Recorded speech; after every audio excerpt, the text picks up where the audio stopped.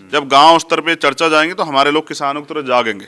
तो आंदोलन जो है वो इसलिए ज़रूरी है कि सरकार तानाशाह ना हो, कि हमें शुरुआत तो करनी चाहिए। 7 मार्च का जो आंदोलन है वो तो सरकार के लिए चेतावनी। अगर सरकार नहीं मानेगी तो फिर 2 अप्रैल जैसे आंदोलन भी यहाँ हुए हैं, और फिर इसके बाद ये तो आंदोलन का प्रथम चरण है।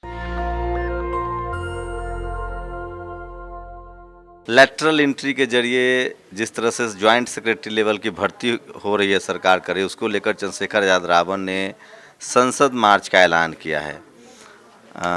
क्या लग रहा है आपको, संसद मार्च को से रोक पाएंगे आप लोग इस निजीकरण को? मुझे लगता है कि हमें शुरुआत तो करनी चाहिए, और मुझे लगता है कि हमें जनता के बीच जाना चाहिए। तो 7 मार्च का जो आंदोलन है वो तो सरकार के लिए चेतावनी है, मात्र चेतावनी। अगर सरकार नहीं मानेगी तो फिर 2 अप्रैल जैसे आंदोलन भी यहाँ हुए हैं। हम लोग जनता के बीच में जाएंगे, जोन वाइज, मंडल वाइज, जिला वाइज, विधानसभा वाइज मीटिंग करेंगे। उसके बाद हम बहुत सारे संगठनों के लोगों से भी बात करेंगे।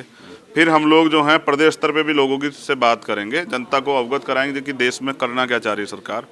और फिर इसके बाद ये तो आंदोलन का प्रथम चरण है। मुझे लगता है कि जनता मालिक है और जनता कुछ भी रोक सकती है। लेटरल एंट्री से क्या प्रॉब्लम है आप लोग को, निजीकरण से क्या प्रॉब्लम?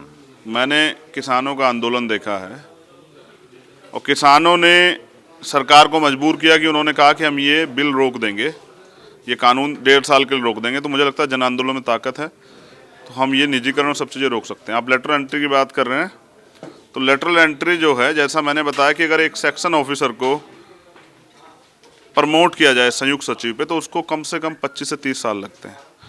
और दूसरा, अगर एक IAS को भी, जिसके लिए लंबी मेहनत करनी पड़ती है और परिवार किस तरह सर्वाइव करता है तैयारी कराने में, तो मेरे हिसाब से उसको 16 साल लगते हैं। तो ये जो अपने चहीते लोगों को सिस्टम बिठा के और जिस तरह से लोकतंत्र की हत्या, संविधान की हत्या सरकार कराना चाहती, ये बर्दाश्त नहीं किया जाएगा। हम लोग संविधान के समर्थक लोग हैं, और हमें जो कुछ भी मिला है वो संविधान से मिला है, तो संविधान की हत्या नहीं करने दी जाएगी। सरकार चाहती है कि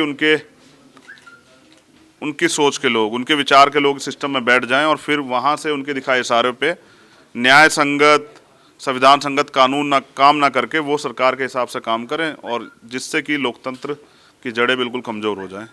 ये लोकतंत्र भारत की पहचान है, हम इसको ख़त्म नहीं होने देंगे। लेकिन लंबा डेट रखा है आपने, अभी तो 8 फरवरी है, आज 7 मार्च कह रहे हैं, मतलब 1 महीने का समय है। मैं इस पर चाहता हूँ ना कि इस पर चर्चाएँ हों, लोगों को समझ आए, क्योंकि एक बड़ी ऑडियंस है जो बहुजन समाज की हमें सुनती है। मैं तो सिर्फ उनके बीच अभी चर्चा लेके जा रहा हूँ। जिस दिन वो खड़ी हो जाएगी ना, तो कॉलेज यूनिवर्सिटियों में सब हम लोग हैं, जो सरकारी कॉलेजेस हैं या जो प्राइवेट सेक्टर में भी जहाँ कुछ थोड़ा सा बना है और हम लोग थोड़ा सा आगे बढ़ पाए, तो वहाँ हम लोग हैं। मैं तो सिर्फ चर्चा लेके जा रहा हूँ। जब गांव स्तर पे चर्चा जाएंगे तो हमारे लोग किसानों की तरह जागेंगे, और जिस दिन हमारे लोग खड़े होंगे तो सरकार को पता लग जाएगा कि इसकी औकात कितनी है। आप लोग को मोदी जी ने आज संसद में कहा आप लोग आंदोलनजीवी हैं, मतलब आंदोलन से ही आप लोग का रोजी रोटी चलता है, और कोई विकल्प? देखिए, ये देश ही आंदोलन से जो है गौरव के हाथ से निकल के आया है। जब इस देश में आज़ादी मिली तो आंदोलन ही एक जरिया था। मुझे लगता है इसके अलावा तो कुछ नहीं हुआ था। उसमें कुर्बानियाँ भी दी गई थी। तो प्रधानमंत्री जी अभी तानाशाही के दौर में हैं, उनको हम लोग आंदोलनजीवी या कुछ और भी लग सकते हैं। लेकिन जहाँ तक मैं जानता हूँ कि जब विपक्ष में थी भारतीय जनता पार्टी, तो खूब आंदोलन करती थी। तो आंदोलन जो है वो इसलिए ज़रूरी है कि सरकार तानाशाह ना हो। अब सरकार तानाशाही कर रही है, तभी तो किसान आंदोलन कर रहे हैं। हम आंदोलन करके सरकार से, जो सरकार अपना प्रोपगंडा लागू करना चाहती है, RSS के विचारधारा को जो लागू करना चाहिए, उसको रोकने काम करेंगे। निजीकरण और आरक्षण 2 बड़े मुद्दे हैं, क्या उस पर आपकी पार्टी का क्या स्टैंड रहेगा? क्या आप लोग निजीकरण से सहमत हो जाएंगे, लब्बो-लुआब होगा, या इसको नहीं मानेंगे? आर्थिक सुधारों के नाम पे 1990 से लेके, चाहे वो कांग्रेस की सरकार रही हो, बीजेपी की सरकार रही हो, 64 लाख सरकारी पद जो हैं वो ख़त्म किए गए हैं। तो निजीकरण क्या है? निजीकरण एक तरह की गुलामी।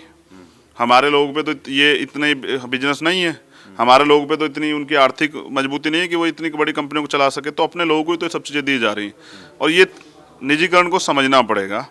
सरकार चुनाव से पहले जो चंदा लेती है, उस चंदे के एवज में उनको सरकारी जो संपत्तियां हैं, सरकारी उपक्रम में उनको मालिकाना हक देती है। और फिर ये पैसा सरकार को नहीं मिलता है, वो पैसा भी जो है ना, वो लिमिट बढ़ा के बैंकों से लेते हैं, वो हमारा ही पैसा वहाँ जमा है। यानी कि पैसे का गोलमोल चल रहा है।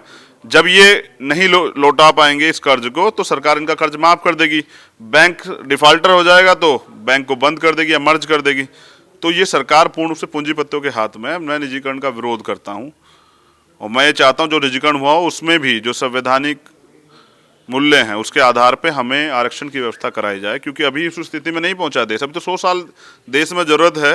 गैर बराबरी मुझे लगता है 100 साल नहीं खत्म होगी। तो अभी भी जब इतना भेदभाव है तो अभी हमारे लोगों को आगे बढ़ने के लिए समय, सरकार को उस पर कुछ अच्छे कदम उठाने चाहिए, ना कि उनके आगे बढ़ने का रास्ता खत्म करना चाहिए। उम्मीद है कि ये सरकार से उम्मीद है कि ये निजीकरण को बंद कर देगी, आप लोगों को क्या लग रहा है? नहीं, मुझे अपने लोगों से बड़ी उम्मीद है कि हमारे नौजवान जो हैं सरकार को घुटने पर टिकाने का काम करेंगे अपने आंदोलन के जरिए, जैसे 2 अप्रैल में किया था। तो चंद्रशेखर आजाद रावण है, उन्होंने लेटरल एंट्री और निजीकरण के खिलाफ 7 मार्च को संसद मार्च का ऐलान किया है। आशीष कुमार, कैमरामैन आशीष के साथ शंभू कुमार सिंह, नेशनल दस्तक, दिल्ली। नेशनल दस्तक की आपसे गुजारिश है कि अगर इसको बचाना चाहते हैं तो नेशनल दस्तक को सब्सक्राइब करने के लिए रेड कलर के सब्सक्राइब बटन को दबाएं, फिर बेल आइकन की घंटी दबाएं।